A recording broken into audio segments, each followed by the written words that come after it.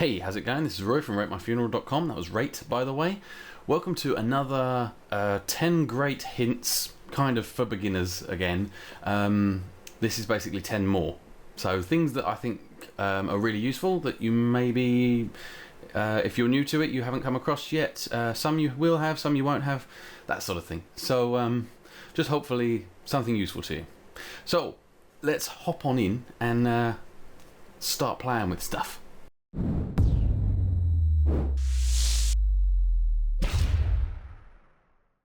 Okay, so let's start off with a really useful technique. Here I have my logo. Let's say I wanted to get this into cinema. I don't have this font or whatever reason, doesn't matter. Basically using the pen tool in Photoshop, I can draw around my logo and then get that into Photoshop. It's a good idea to actually use the Paths tab here as you're working. Now if you just start creating a path, it will automatically make a work path.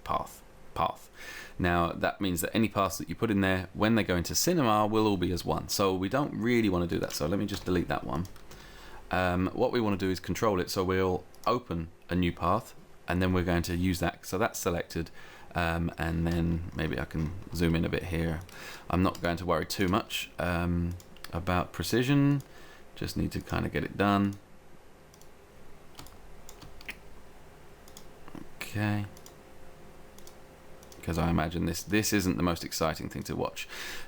So with that path still selected, if I do the little hole in here, that will actually make that you know, as a hole inside of the letter. So now that I've done the R, I'm going to create a new path. You can actually name these if you wanted to be really neat and tidy, which you should always be. For some reason it doesn't always work like that, as I'm sure you know. Okay, so that's our M done. So, and then we can do one more path here. Actually, it'll be two because we've got a dot. So we'll do the F. Boom, boom, boom, boom, boom, boom, boom. Okay, and finally let's just add one more path for this little triangle here. Okay, brilliant. So now we have a path for each of our items. If we now go to File and then go to Export Paths to Illustrator, this is what we actually want to do. So here we can select individual paths if we want to save them as individual files, or we can just do all paths. So we'll do all paths and press OK. Then we need to save it, so we'll say RMF logo. Okay, and now we will hop into cinema and we need to open up our file. So our file is located here, so all you have to do is click and drag it into your scene. It'll ask if you want to import it, so we say OK, and bang, there it is. If you look inside of our RMF logo null here, these are the names of those paths. So had I have named them in Photoshop, these would be named correctly now. And you can now maybe hold down Alt and put that into an extrude, put that into an extrude, that one and that one. Oops, that was a subdivision. Surface extrude, and maybe click Control and highlight all of those and zoom that off into the distance, and then I can kind of make my logo in 3D kind of like that, and it looks all cool. So there you go. That's how you get paths out of Photoshop, or Illustrator would work essentially the same way, into cinema.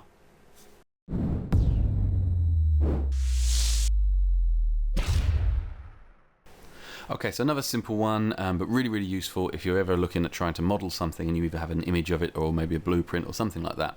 But basically what we can do is put an image onto the backdrop to model around. So I'll just give you a quick example of this. So if we go to our 4 viewport window here, we can then look at maybe the front and go to Options and Configure.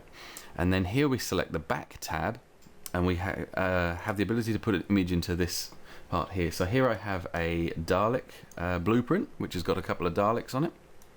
So what I'll just do is, for the front one, we'll just move the offset so that it lines up about right with maybe with its little turret there.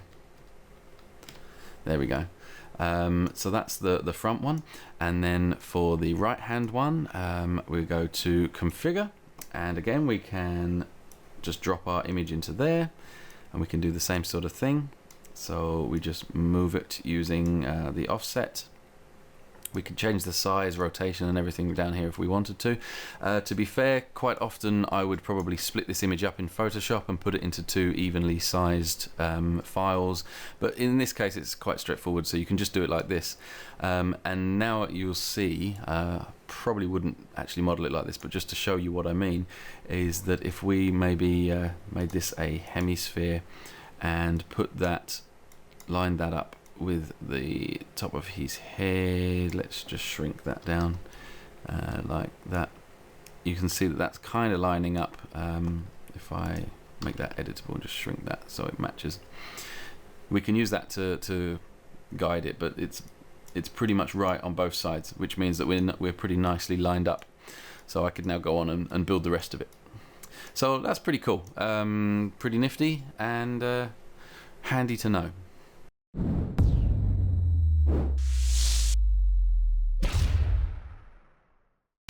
Okay, so perhaps you want to do the spline in Cinema itself. You haven't got Photoshop or whatever. So you've got your image on the background. You maybe select a Bezier spline. You can now draw around the R. Let's start there. So we'll just draw around here. Now, one thing you might find is that the handles get in the way. If this is the case, press Alt and D, and it will hide the handles, and you can just carry on then drawing until you get to the end. If you maybe have a problem while you're drawing your spline, or maybe you click something by accident, or there's lots of reasons that this could happen, but I've just created a cube, so I'll just undo that or delete that cube, and I'll now carry on with my spline.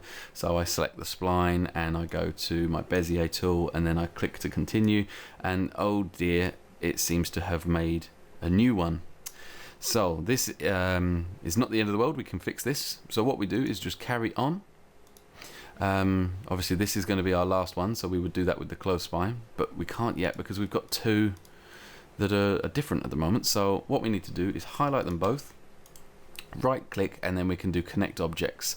Connect objects on its own, we'll keep those 2 and create a new one. Connect objects and delete, we'll delete those 2 and create a new one. So that's what we'll do for now. Then we can go to our pointer tool, and basically we need to make it so that these 2 points are connected. So we right click and do join segment. And now with our spline we can go to close spline, and there you can see that's a complete spline. So that's obviously a handy thing to know if you're doing lots of complicated spline stuff and then you accidentally make a mistake, you can get it back again. Something to kind of note is that you can right click on the spline. So if you remember, we started on this one, I wanted this one to be the first one. We can do set first point, and then basically the direction that is heading round, we can confirm it by unchecking close spline. So it got rid of that one. So that means that it starts with the whiter area, and as it moves round it gets to a darker blue, so we know it's heading round that way. So there's that one. The other final little bit is that I want to create this hole. So there's a couple of ways. Alt D again to hide that. Okay, and then we close the spline. So if we hop out into our main view, we can see there's our R. Now if we want to extrude this like we did before, we need to do a bit of work just to make the gap in the middle work correctly. Now there's a couple of ways we can do this. One is we can add them, we can highlight them both, right click and do connect and delete, and that will make it as one spline. Which if we then put into an extrude, you can see now we do get the hole in the middle, and that's all good. The other way, if you didn't want to connect them permanently and you only wanted to do it temporarily, you could use a connect object. So in one of these tabs,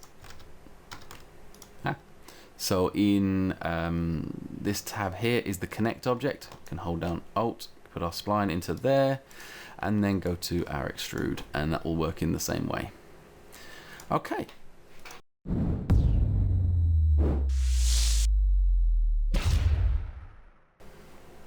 Okay, so this one's really basic. This one saved me a lot of times.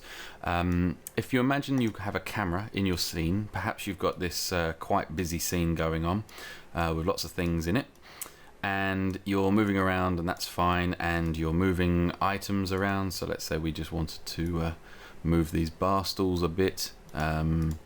We could just maybe grab them and move them, and then we realize, oh, we didn't want to do that, so we undo. We press Control Z, and that undoes. That's absolutely fine. But then you suddenly realize, oh, I've moved my camera in, and I've been doing stuff with my camera, and this is my official scene camera, and I'd set that up in the correct place.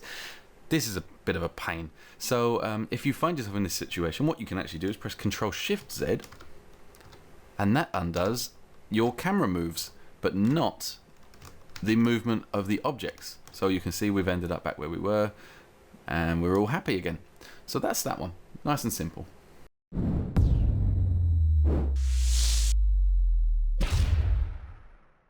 Okay, so a quick look at the emitter, because this is quite fun. Let's just say we create a floor.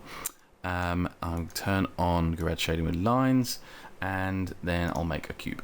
Okay, so I'm going to shrink the cube down, shrink that right down, and I'm going to right click to Simulation Rigid Body. Now when I hit play, it falls through the floor, of course, because I need to set the floor, so Simulation Collider Body. Right now, there we go, our cube falls onto the floor. Brilliant. So what we want to do with that is place that into an emitter. So with the cube selected, I can go up to Simulate Particles, hold down Alt, and release on Emitter. Now, this is where this can get a little confusing, because if I now just hit play, all I get is these kind of laser stars flying out of it, and that doesn't mean anything to anyone. So that kind of just tells us the direction that we're aiming at the moment. So okay, so if we open Emitter and have a look at some of the settings here, what you need to do is press this button here, Show Objects, and then now there we go, that's now spilling out cubes. So obviously that's quite nice now. You've got a few options here. You can change the birth rate. So if we put this up to say 100, we'd get lots and lots and lots of cubes. Boosh, boosh, boosh, boosh, boosh, boosh. That's good fun. There we go. They're spilling out everywhere. Also down here we have visibility, which I'm not sure what it actually does because I've never used it. Let's just try quickly. I think that seems to be affecting, yeah, the number visible. Not sure. But basically you have two birth rate editors. The first one is editor and the next one is renderer. So you want to, ideally you want these to match. But if you are rendering something that's got lots and lots and it's slowing your machine down too much, you can leave that low, and then when you actually render it, it'll be a lot more. I'm not so keen on that idea, because then you don't really know what you're rendering till you've done it, so not so good. You can start the emission on a specific frame and end it on a specific frame. Here you have the lifetime of the cubes, so as it is, they only last 600 frames. So just for example's sake, I'll put 50 here, and what we'll then end up with are cubes that basically disappear. So this is kind of, you might use this if you had them falling into water or off the screen or something like that. We'll just make the scene a little bit longer so that it doesn't keep restarting. See, so they'll just keep pouring out, and then obviously up until 150 where the stop emission is. You can set so they come out at different rotations, different speeds with variation percentages. And we can set that going like that, and the end scale, we can actually randomize the scale so that they're all coming out in different sizes.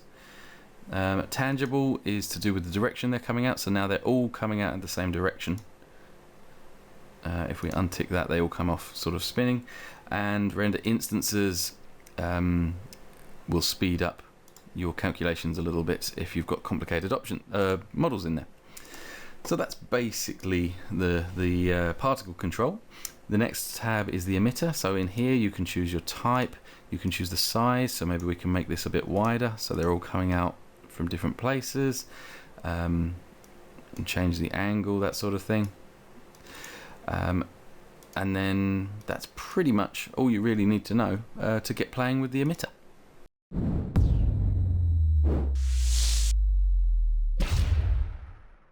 Depth of field using the physical renderer. So I made a tutorial a long time ago about depth of field passes. It's a really old tutorial now actually, but basically showing you how to get depth of field pass to use in After Effects or Photoshop, and that's nice because you can control the amount of depth of field and blur and that sort of thing in post, so that's obviously good. If you don't want to mess around with all of that, since I think version R13, you can actually use the physical renderer, which includes a depth of field setting, which is really nice and quite easy to use. So I thought we'd just quickly look at that, and I'll show you how to set up a real quick scene with that. So let's just have a look in here. So under our renderer, we could change that to physical, and then that gives us this tab. Under physical here, you can see we've got a various different settings. So depth of field is what we're going to play with. We'll turn that on. I'll also set it to progressive rendering so that it makes it a bit easier and quicker to see what we're doing. And finally, I'll just change the aspect ratio to 16:9, so it fills my screen a little better. The next thing I want to do is create a camera. So there's our camera here.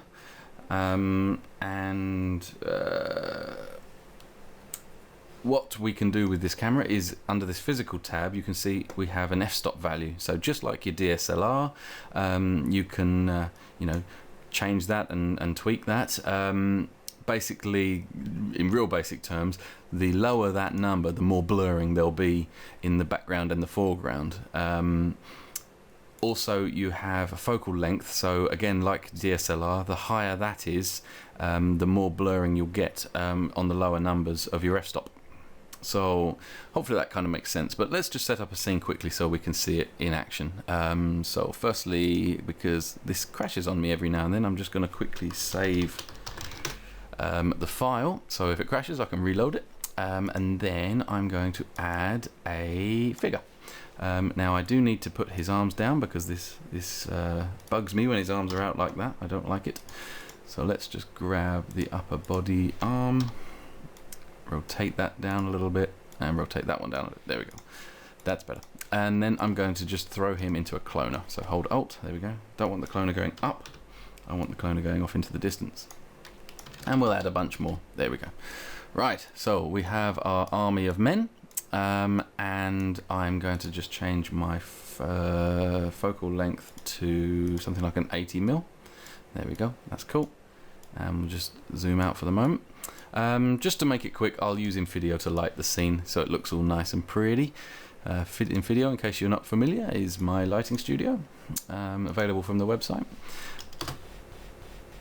It is really nice at making scenes really quick and easy to set up. So let's just go in there and we'll make the floor a little bigger. So we've got our lighting, everything all set up now, so that's good. We'll just move the studio back a little bit, maybe something like that. Okay. So what do we want to do? Let's get our camera in nice and close. We'll just do another save quickly. There we go. I'll tell you what, let's shade the characters as well. So we'll just put this one on there just to make it so that they're shaded. And if we go into camera, depth of field, we can change our f-stop. So maybe we could put this down to 1.4 just to start with. Save and hit render. Okay, so you can see we've got a lot of blurring going on. I didn't actually set up the position of my depth of field. So position of my depth of field, position of my focal length. So let's just hop into this view. Looks like I'm focusing on the first one. So what we can do is grab this handle and we can change that here, or we can go into our camera and change it here. So I want to aim it at this second guy here. So as long as he's in that plane there, that's fine. So once again, we'll just hit save and we'll render. So that's a bit better. You can see that this guy is pretty much in focus, and then these ones are starting to go out. Now, if we want to get a bit more going on here, we can just go into here and we could put this right down to like 0.3, and then hit save and hit render. And now what you can see here, now this will take a little while to render this because obviously there's a bit more detail going on, but this guy here is pretty blurred out. This one's quite blurred, and then back here they're getting really blurred out. So you can see that that is really using the depth of field, and you can get some really nice shots with that. But that's kind of basically it. It's that simple, just to set up a scene and get some depth of field in there. So yeah, have a play with that and see how you get on.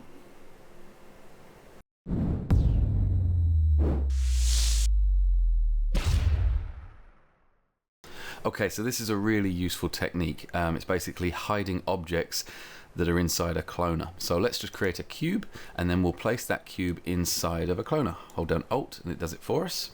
If I just move this up a bit, we can maybe add a few more cubes. Okay, so we have our 6 cubes. Now I want to remove the middle 2. The most simplest way to do this is with the cloner selected, go to Mograph and then Mograph Selection. That now adds these orange squares inside of the cubes. Now don't worry, they don't get rendered, they're there for us to select. So basically we can click and select any one of these. If you want to select more, you hold down Shift and you can then select different ones. If you want to deselect any, you press Control. Okay, so that's nice and easy. So I've highlighted my 2 middle ones there. Now in order to make these disappear, with the cloner selected, we go to Mograph, Effector and Volume. Then inside of the volume, you'll notice that Mograph Selection is in the selection. It's basically automatically put that tag that was created when we added the Mograph Selection tag to it. It's put that into the selection there. So it's done that for us. The next thing I'll do is go to Parameter, and then right down the bottom is this one, Visibility. So we click that, and there we go. It gets rid of those 2 selected ones. If we go back to our cloner, we can see that these aren't selected and these are. So I can maybe add more by pressing Shift and adding those, or I can change it around or do whatever I want. So very useful. Inside of the tag is a clear, so if you get stuck you can clear, or if you want to bring them back, just turn off your volume effector. And that's basically it. The only other thing that I will point out is that unlike when you hide some objects, these are gone. These are definitely there. So sometimes you may hide an object, but you still want to use its physics properties. Like this, these aren't there anymore. So let me just show by creating a floor and putting a simulation tag on it, and then adding a rigid body to the cube. And now when I hit play, those middle cubes are gone. It's as simple as that. So really useful to know. And this works if you have the cloner maybe in a grid array. I'll just quickly put together maybe a wall of some form here. So something like this, something like this, and then we'll just move that up. So as you can see, our 2 off the side are missing. If I go back to my cloner, highlight the tag, and then go back to Mograph Selection tool, we can then select maybe different ones. And like I say, they are gone, they're missing now. That's really handy. Okay, so hopefully that's useful.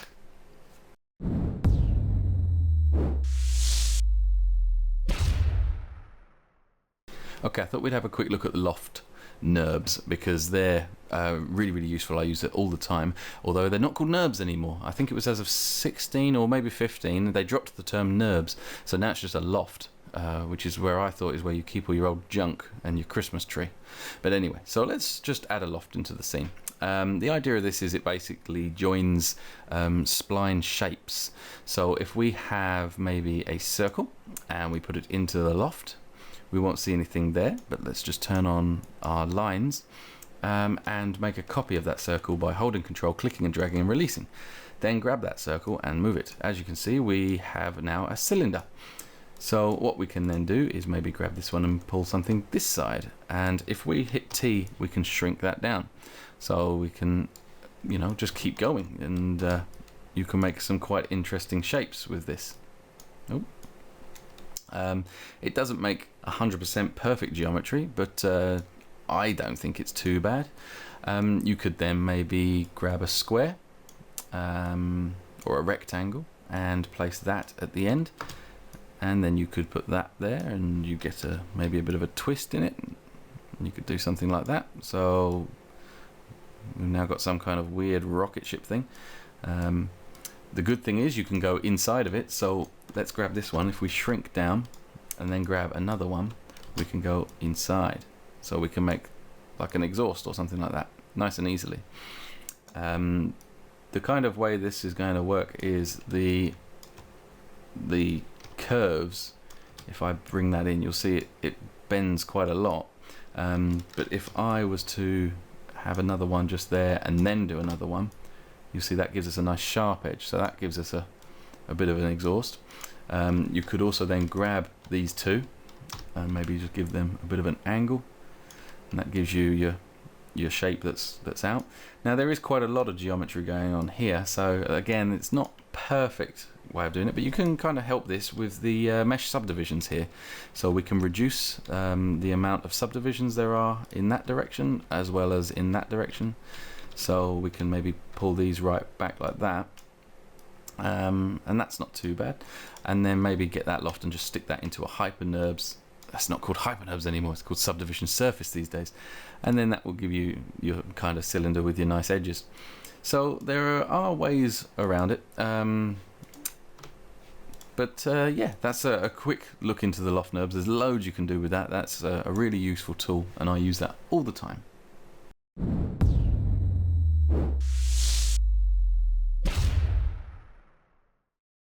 Okay, so this one is a very simple technique of just comparing objects in the picture viewer.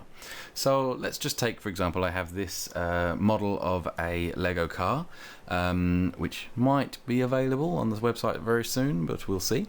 I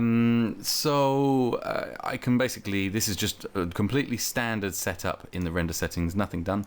So I can just hit render, and there we go, rendered, job's done. Now, obviously, it's not looking so great. The lighting is a bit sort of flat, and there's no shadows or anything like that. So perhaps we want to compare it with how it would look maybe if we put it with some nice lighting. Again, I will use InVideo, lumdy-doo, and obviously you can just light it or whatever if you want to play along. And also we'll go into the render settings and we'll put it onto, say, anti-aliasing as best. Perhaps we'll add some ambient occlusion. Yeah, that'll probably do, actually. And then we'll hit render on that one. Now this one, to be fair, will take a little bit longer, but that's what anti-aliasing does on a good quality model with nice textures on it. It will make it take a little longer, but it shouldn't be too bad. So while this is actually doing this, we can use some of these buttons up here that you may never even noticed or played with. So quite simply, if we grab our first image, which is here, and do set as A, you can right click on it and do set as A, or you can press this button. There we go, and you can see there we've got under the R it says A, and then we can go to our new one and we can do set as B. And then what this does is it gives us this line which allows us to actually pass through and compare the images, so you can see kind of like where the nice shadows and the shading all starts to sort of come in. So this is really handy, and perhaps maybe, obviously that's a slightly more extreme one, but maybe we go back in here and just turn off ambient occlusion, turn off anti-aliasing back to geometry, and we'll do a render like that. Now we can actually set this one as A and then set this one as B. Oops, hang on, there we go. And now we can compare what the difference is between having like the anti-aliasing, so you can see it really stands out there. You can see that there's a nice bit of difference there. So it's kind of really useful feature just for comparing images as you're rendering them. There you go.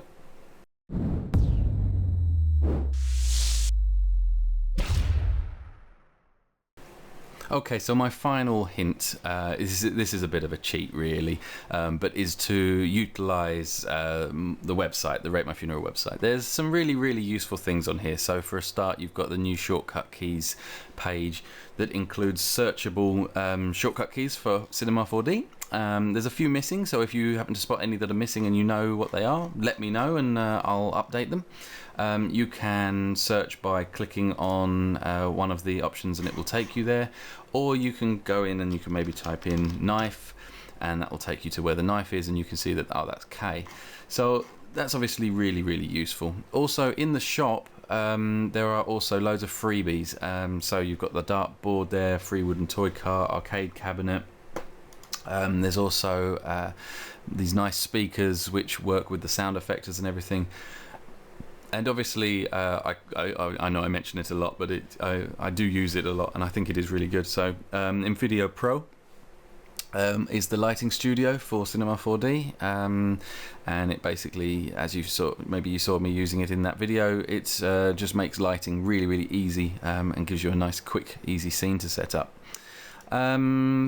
I think that's basically it. There's a big bunch of tutorials on here. There's an FAQ, and I'm constantly adding more stuff onto it. So this is I'm hoping starting to build up to be a really nice resource for people that are into cinema and animation and that sort of thing. And obviously, don't forget, sign up on the Facebook, Twitter, Google Plus, LinkedIn. There's all of those, and you'll get updated with what's going on, as well as the newsletter, which is in here somewhere. You can sign up to that, and you'll get the new Rate My Funeral newsletter, which I send out every now and then. So yeah, hopefully that's good, and I will see you in the next tutorial. Cheers, bye.